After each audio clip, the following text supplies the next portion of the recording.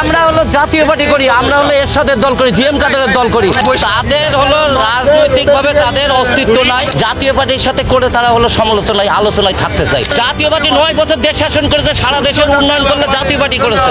এখন দোষ সব জাতীয় পার্টির ঘাড়ে চাপিয়ে দিলে হবে না। সবাই সেই সময় শেখ হাসিনার নিয়ন্ত্রণে ছিল। উল্টোপাল্টা লিখবেন, আমাদের হাইকমান্ড আছে, মহাসচিব আছে, চেয়ারম্যান আছে, ওনারা বিবৃতি দেবে। আর কি হয়েছে না হয়েছে সবাই দেখছে, সাংবাদিকরাও দেখছে। বিকেলে শুরু থেকেই ছিলাম আমি। তারা আপনারা আমাদের থেকে কোনো অংশে কম জানেন না। জাতীয় পার্টির নিষিদ্ধের দাবিতে তারা তাদের রাজনৈতিক কার্যালয়ের নিচে একটি সমাবেশ করেছে এবং সমাবেশ শেষে একটি মিছিল নিয়ে তারা এখানে রওনা হয়েছে। আর তাদের দাবি আপনারা তাদের শান্তিপূর্ণ না না না না না না মিছিল থেকে হামলা হয়েছে, মিছিল থেকে ইটপাট খেলা হয়েছে।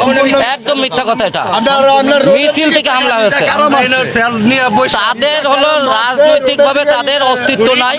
সারা বাংলাদেশে তাদের অবস্থান সেটা না। জাতীয় পার্টির সাথে করে তারা হলো সমালোচনায় আলোচনায় থাকতে চায়। এইটা হলো তাদের টিকে থাকার রাজনীতি। তাদের এটা কোনো রাজনীতি না। জাতীয় পার্টি তো অবশ্যই রাজনীতি।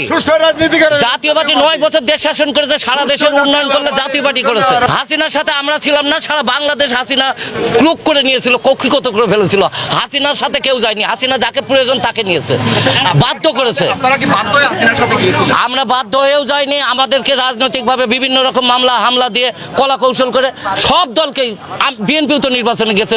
রুমিন ফারহানা সহ 5 জন মাত্র বিএনপির হলো এমপি হয়েছে, 6 জন এমপি হয়েছে। তারা শপথ নিল কেন? যদি একটা অবৈধ, এখন দোষ সব জাতীয় পার্টির ঘাড়ে চাপিয়ে দিলে হবে না। সবাই সেই সময় শেখ হাসিনার নিয়ন্ত্রণে ছিল। সবাই শেখ হাসিনার নিয়ন্ত্রণে ছিল।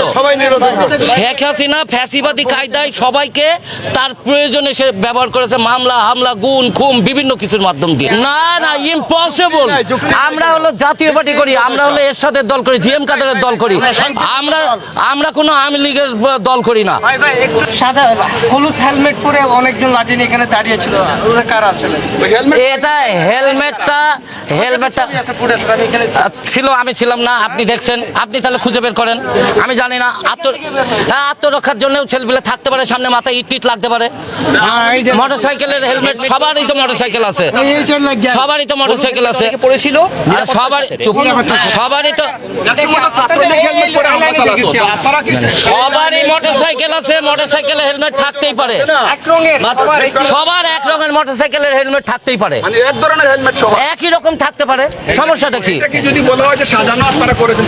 না না, আমরা সাজানো করেছি। তাহলে আপনারা সাংবাদিক, আপনারা আমাদের থেকে বেশি জানেন। আপনারা সব দেখছেন, এটা উদ্ভট চিন্তা। আপনারা সব দেখছেন, সব জানেন। সরি ভাই, আপনি এইভাবে উদ্যোপাতে ছেলে, আমাদের বিভিন্ন রকমের লোক আছে, এইসব প্রশ্ন করে বিভ্রান্ত করেন না। আপনারা সব জানেন। কথা বলে দেখেন, আমাদের মহাসচিব বিপ করছে, আমাদের এখানে কোনো কথা নেই। আমাদের সেভেন সাহেব আছে, আমাদের কোনো কথা নেই। আমরা কোনো হেলমেট পরে না। কে আপনার সাংবাদিক ছিলেন আপনারা জানেন। আমরা কোনো মপ করে আর মপ করতে আসছে। প্লিজ আপনারা করে দেন। আমাদের সেভেন মহাসচিব আছে, আমরা এই নিরাপত্তার জন্য আমরা জাতীয় পার্টি কোনো সন্ত্রাসী দল না। আমরা সন্ত্রাসী দল না। আমাদের অফিসে 12 একবার পরে দিয়েছে, আস্তে পরে দিতে আসছে। আপনারা দেখছেন, আপনারা অবশ্যই সত্য দেবেন। আপনারা সাংবাদিক, আপনারা সত্য কথা লিখবেন। আপনারা আমাদের কথা বিভ্রান্ত করবেন না, প্লিজ। সত্য প্রশ্নটাই আপনাকে করছি।